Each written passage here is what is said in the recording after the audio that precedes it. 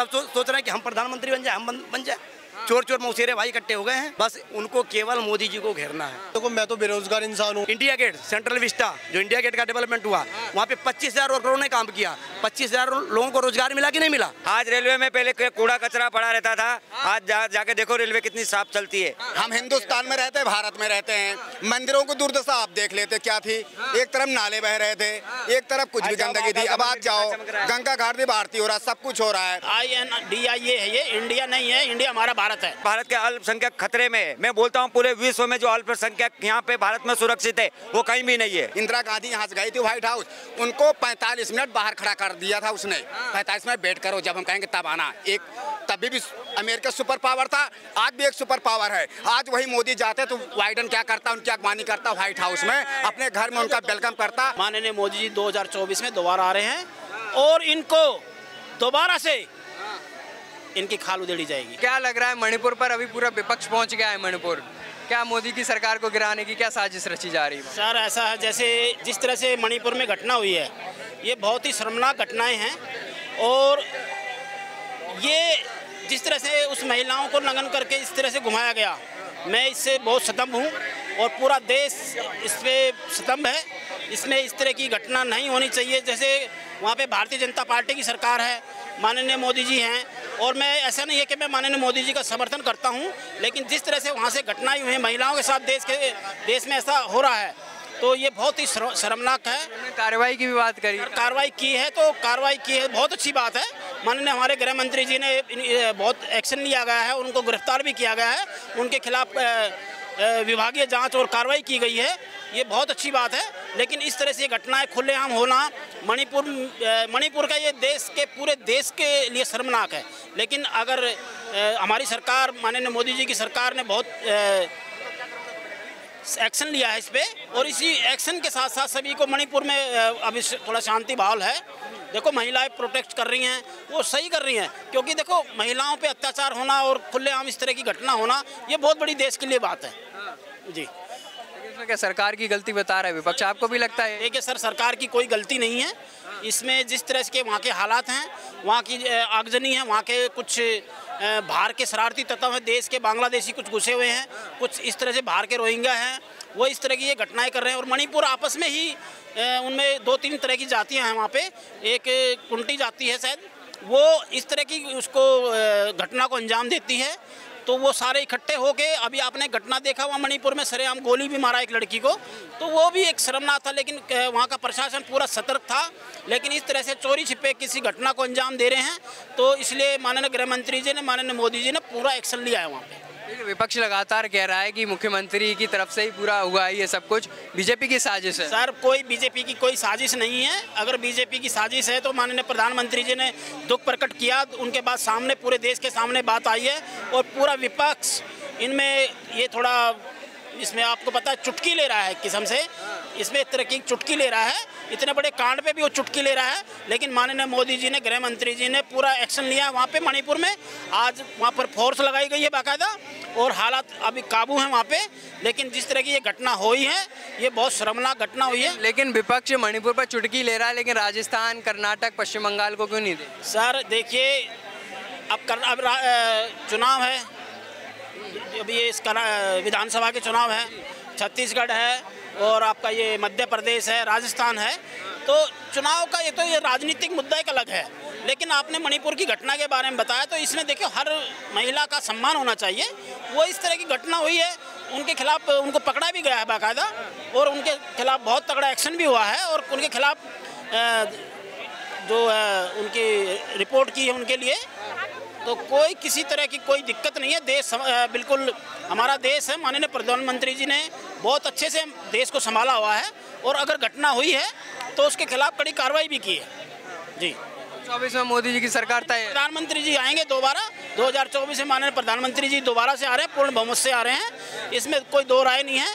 घटना हुई है, इसमें मैं मानता हूँ, क्या पूरा देश मान रहा है, माननीय प्रधानमंत्री मोदी जी भी मान रहे हैं कि भी घटना, इस तरह की घटना से उन्होंने बहुत दुख प्रकट हुआ है, पूरे देश को हुआ है। लेकिन जैसे उन्होंने इस घटना के बारे में पता लगा है, जैसे वो मीडिया के सामने वो फेसबुक पे वो वीडियो आई, माननीय मोदी जी ने, गृह मंत्री जी ने तुरंत वहाँ पे एक्शन लिया है। 20,000 फोर्स वहाँ पे बिल्कुल पहुँच चुकी है और हालात बिल्कुल काबू हैं। तो जिस तरह से वो आगजनी वो घटनाएं वहाँ पर हुई हैं, वो आपस में समाज के प्रति वो एक नफरत फैलाने वाली बात है जी। लेकिन अगर 2024 के इलेक्शन को देखें तो विपक्ष सारा इकट्ठा हो चुका है, इंडिया गठबंधन नाम रख दिया है। इंडिया INDIA है, ये इंडिया नहीं है, इंडिया हमारा भारत है। सुनो मेरी बात, ये इस तरह से शब्द बदल के कोई देश, ये एक सर ये विपक्ष एक देश तोड़ने वाली बातें करते हैं। 70 साल में क्या किया है? जब से माननीय 9 साल में माननीय मोदी जी 9 साल बेमिसाल, आप उनके कार्य गिन लीजिए, आप उनकी कम से कम आप देख लिए पूरे देश के अंदर माननीय नितिन गडकरी जी ने 6 लाख करोड़ के फ्लाईओवर सड़क निर्माण का कार्य किया है। माताओं बहनों को 10 करोड़ उज्ज्वला योजना के तहत फ्री सिलेंडर चूल्हा दिया है उज्ज्वला योजना। 20 करोड़ शौचालय, 370 राम मंदिर का निर्माण। देखो कितनी अच्छी अच्छी योजना है, इतनी अच्छी अच्छी ट्रेन है, वंदे मातरम। देखो विकास, बहुत अच्छा विकास हो रहा है, विकास में कोई कमी नहीं है। लेकिन कुछ घटनाएं हो रही हैं माताओं बहनों के साथ, ये एक निर्दयी घटना थी। तो इसमें एक क्या कह रहे हैं सर? ये पॉलिटिक्स है, राजनीति है ये, ठीक है जी। कहीं पे हो गया, उनके पास कोई मुद्दा नहीं है। जो विपक्ष है ना जी, उनके पास कोई मुद्दा नहीं है, वो किसी चीज़ पे डिबेट नहीं कर सकते। बस उनको केवल मोदी जी को घेरना है, उनके कार्य को नहीं दिखाई दे रहा है। घेर तो लिया है मोदी जी को, इतना बड़ा गठबंधन बना लिया। उस गठबंधन, उसमें चेहरा बताओ कौन सा है कोई चेहरा? वो तो सब सोच रहे हैं कि हम प्रधानमंत्री बन जाए, हम बन जाए। चोर मौसेरे भाई इकट्ठे हो गए हैं, चोर जो है मौसेरे भाई इकट्ठे हो गए हैं, ठीक है जी। उसमें आप बताओ, उनका पेट नहीं भर रहा, वो चोरी कर नहीं पा रहे हैं, इस वजह से उनकी जली पड़ी है। मोदी जी पर देश बेचने का आरोप लगा रहे हैं सारे मिलकर। क्या बेच दिया? आपको बेचा है? हमें बेचा है? आपको बेचा होता तो आप यहाँ होते, हमें बेचा होता हम यहाँ होते। किसको बेच दिया बताओ जरा? रेलवे बेच दिया, सब कुछ। रेलवे किसको बेच दिया? विदेश में चला गया रेलवे, यहाँ से उखड़ के सारा पटरी चला गया। अंबानी अडानी का लगातार कह रहे हैं। अंबानी अडानी कहाँ का है? इंडिया का है ना। रोजगार किसी को दे रहा है, चलो बेच दिया तो किसी को रोजगार दे रहा है ना। उसमें जो ड्राइवर थे, क्या ड्राइवर हट गए उसमें जो टीटी टिकट चेक करते थे वो हट गए, जो उसमें वर्कर काम करते तो हट गए, जो झंडी दिखाता तो हट गए। आप बताओ जरा, बेचने का मतलब क्या होता है? बेचने का मतलब होता है कि भैया कुछ दिखाई ना दे, बेच दिया, दूसरा आके उस पर कब्जा कर ले। लेकिन डर तो उनका ये है ना कि नीरव मोदी की तरह ये भी लेके भाग गए पैसा देश का। तो ऐसा है, मोदी जी है वो जो भागा ना, वो कांग्रेस की सरकार थी। आप चले जाओ, अभी परसों ही 26 तारीख को मोदी जी ने प्रगति मैदान का, उन्होंने जो विश्व लेवल का, ठीक है जी, कन्वेंशन सेंटर बनाया, उसका उद्घाटन किया है। और आज फिर उसी में उन्होंने उद्घाटन किया है, ठीक है जी। आप जाके देखो, 3200 करोड़ रुपए का प्रोजेक्ट है, उस पूरे प्रगति मैदान का काया पलट दिया और 50,000 वर्करों ने उसमें काम किया, उनको रोजगार मिला। समझ रहे हो? मैं उसी प्रोजेक्ट से जुड़ा हुआ हूँ। और इंडिया गेट, सेंट्रल विस्टा, जो इंडिया गेट का डेवलपमेंट हुआ, वहाँ पे 25,000 वर्करों ने काम किया। 25,000 लोगों को रोजगार मिला कि नहीं मिला? जिसमें मैं भी था। और उद्घाटन किया उन्होंने 22 लोगों को, जो श्रमजीवी हैं, मैं भी उसमें था। उसमें उन्होंने 22 लोगों के बीच में आके और उनको सम्मानित किया। और फिर उनकी फैमिली को 26 जनवरी, जो अभी 26 जनवरी निकली है, 26 जनवरी में उन्होंने स्पेशल पास दिया और विशेष अतिथि के रूप में हम लोगों का VIP स्टैंड पे हम लोगों को जगह दिया। जी आते हैं आपके पास, क्या बता रहे थे भाई साहब? देश का विकास माननीय मोदी जी ही कर सकते हैं। इन चोरों का जो झोला था वो खाली हो चुका है। और घटना के प्रति आपने पूछा, मणिपुर की घटना पे, इस पे पूरा देश स्तंभ है, बहुत दुखी है, ये बहुत निर्दयी कांड हुआ है। लेकिन इसलिए इसके खिलाफ माननीय मोदी जी ने बहुत तगड़ा एक्शन भी लिया वहाँ पे। और क्या है, अभी इनकी बिल्कुल, चाहे ये विपक्ष इतना भी एक हो जाए, माननीय मोदी जी 2024 में दोबारा आ रहे हैं और इनको दोबारा से इनकी खाल उधेड़ी जाएगी। फिर से खाल उधेड़ी जाएगी विपक्ष की। क्या मोदी जी आ रहे हैं 24 में? देखिए, ये तो जनता के ऊपर है डिसीजन कि मोदी। जनता से ही पूछ रहा हूँ, बताइए। देखिए, बिल्कुल मुझे नहीं लगता कि बिल्कुल कि मोदी जी आएंगे। अच्छा, क्यों नहीं लग रहा आपको? देखिए, आप बात करो, देखो मैं तो बेरोजगार इंसान हूँ, मेरी इस टाइम पढ़ने लिखने की उम्र है। उत्तर प्रदेश का मैं रहने वाला निवासी हूँ। अभी जेल वार्डन का पेपर हुआ था 2019 में, वो वैकेंसी थी 2016 की, उसके बाद क्लियर करा उन्होंने। 900 विद्यार्थियों को मेडिकल के लिए बुलाना था, उन्होंने 888 बुलाए, उसमें भी कम करे, जिसमें मेरा नंबर था। मैंने केस डाला, माननीय उच्च न्यायालय इलाहाबाद ने मुझे जीता मैं वहाँ केस जीता, लेकिन आज तक मेरी ज्वाइनिंग नहीं कराई है। 2018 से उत्तर प्रदेश पुलिस में कांस्टेबल की भर्ती नहीं आई है। ट्विटर पे हमारे गुरुजी लोग कैंपेनिंग करते हैं तो सीधे सरकार का जवाब आता है कि आप लोग अगर कैंपेनिंग करोगे तो इसमें हम आपके ऊपर कार्रवाई करेंगे। युवाओं के लिए तो कुछ कर नहीं रही बीजेपी से। या मैं 2020 में पुलिस की भर्ती में हमारे परिवार से एक लड़का भर्ती हुआ। आप मुझे ये दिखाइए 2020 में लास्ट यूपी पुलिस की भर्ती कहाँ थी, किस दिन थी, कितनी थी, आप ये बताइए ना। आप बताइए, नौकरियां नहीं। 2020 में जो ट्रेनिंग यूपी की बता रहा हूँ। सुनिए सर, देखिए आपको मेहनत करनी पड़ेगी, काम करनी पड़ेगी। जवाब सुनिए, आपको मेहनत करनी पड़ेगी, काम करनी पड़ेगी। सबको सरकारी नौकरी नहीं मिल सकता। पॉपुलेशन के हिसाब से हम भी चाहेंगे सरकारी नौकरी मिल जाए, आप भी चाहोगे सरकारी नौकरी मिल जाए। मेरा रिजल्ट क्लियर है, सरकारी नौकरी में 2.5 साल से क्यों अटका रखा है सर? जब मुझे उच्च न्यायालय ने मुझे बरी कर दिया, मुझे बिल्कुल दे रखा है कि हाँ सरकार आप इनकी ज्वाइनिंग कराइए, क्यों नहीं करा रहे? आप दोगे इस चीज का जवाब?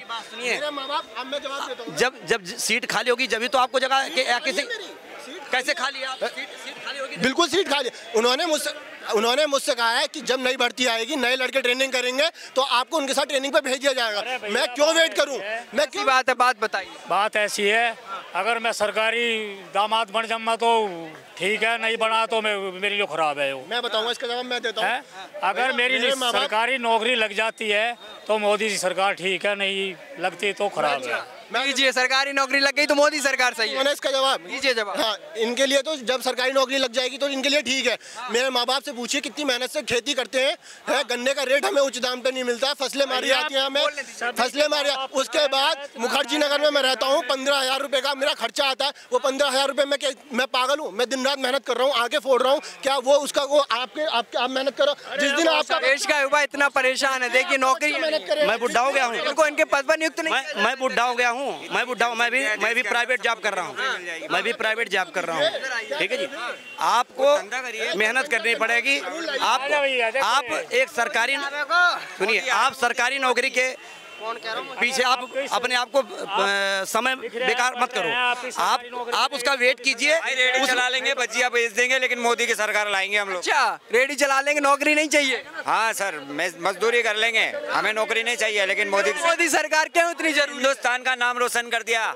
आज तक 70 साल के अंदर जो कांग्रेस ने नहीं किया वो मोदी ने 9 साल में कर बेच दिया मोदी ने तो देश को। राहुल गांधी कह रहे केजरीवाल, अरे ये सब चोर बिठा रखे थे, उनको सुधार दिया। आज रेलवे में पहले कूड़ा कचरा पड़ा रहता था, आज जाके देखो रेलवे कितनी साफ चलती है। सुधारा है, बेचा है। आज जो देख लो आप, रेलवे स्टेशन कितने साफ सुथरे दिखते हैं। ये मोदी के राज में, कांग्रेस के राज में क्या था? सब कूड़ा। पहले नहीं चमके थे, पहले कहाँ चमका था? सब चोर बैठे हुए थे, सब अपनी जेब में पैसा भर के सब एक आदमी ले जाता था। हम हिंदुस्तान में रहते हैं, भारत में रहते हैं, मंदिरों की दुर्दशा आप देख लेते क्या थी। एक तरफ नाले बह रहे थे, एक तरफ कुछ भी गंदगी थी। अब आज जाओ, गंगा घाट भी भारती हो रहा है, सब कुछ हो रहा है। विकास की बात है, Purvanchal express, Bundelkhand express, Paschimanchal express, Awadh express, सारे एक्सप्रेस ही बन रहे हैं। आप पूर्वोत्तर चले जाओ, दक्षिण चले जाओ, कहीं जाओ, विकास नहीं दिख रहा। क्या विकास ही नहीं है?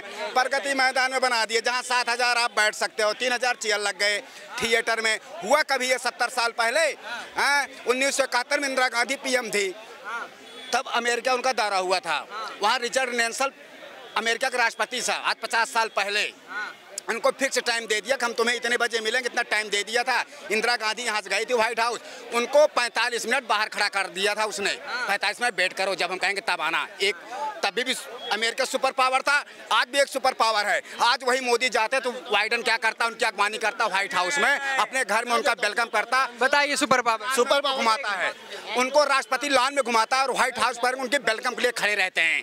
तब भी सुपर पावर था, आज भी सुपर पावर है। देख रहे जाता वहाँ का PM उसका 5 जूता रेट का। ये राहुल गांधी बोलता है कि मैं भारत देश के अंदर मोहब्बत की दुकान खोलने जा रहा हूँ। ये अमेरिका में जाके नफरत की दुकान खोलता है और बोलता है कि भारत के अल्पसंख्यक खतरे में। मैं बोलता हूँ पूरे विश्व में जो अल्पसंख्यक यहाँ पे भारत में सुरक्षित है वो कहीं भी नहीं है।